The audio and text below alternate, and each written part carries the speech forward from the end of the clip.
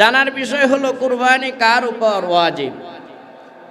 কুরবানি নিত্য প্রয়োজনীয় আসবাবপত্র জিনিসপত্র ছাড়া কারো কাছে যদি 52.5 ভরি রূপার টাকা ঈদের দিন পরের দিন 3 দিন 10 তারিখ 11 তারিখ 12 তারিখ কারো কাছে যদি এই 52.5 ভরি রূপার টাকা থাকে তার উপর কুরবানি করা ওয়াজিব।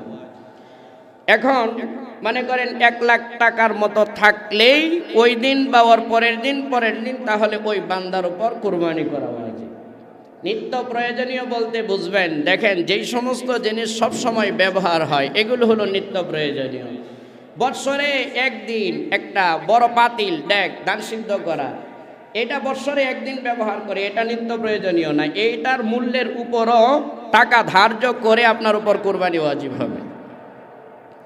হায়াতের জিন্দেগিতে তাকায় দেখবেন নিত্য প্রয়োজনীয় তার 10% জমির ধান দ্বারাই চলে, এরপরে অনেক সম্পদের মালিক, এই বান্দার উপরও কুরবানি ওয়াজিব।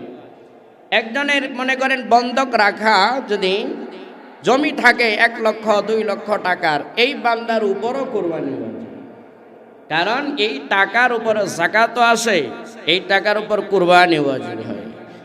আমরা তো মনে করি, আরেকটা বিষয় এখান থেকে ভালো করে বুঝবেন, অনেক আল্লাহর বান্দা এমন মনে মনে চিন্তা করে যে আমি যদি এই বছর কুরবানি না দেই লোকে বলবে এটা কি, অথচ এখন আর তার আগের হালত নাই, টাকা পয়সার মালিক না।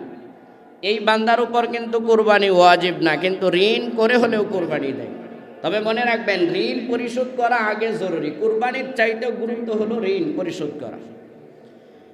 কিন্তু অনেকের টাকা আছে কিন্তু কুরবানি দেয় না, 1 লাখ 2 লাখ 5 লাখ টাকা ক্যাশ।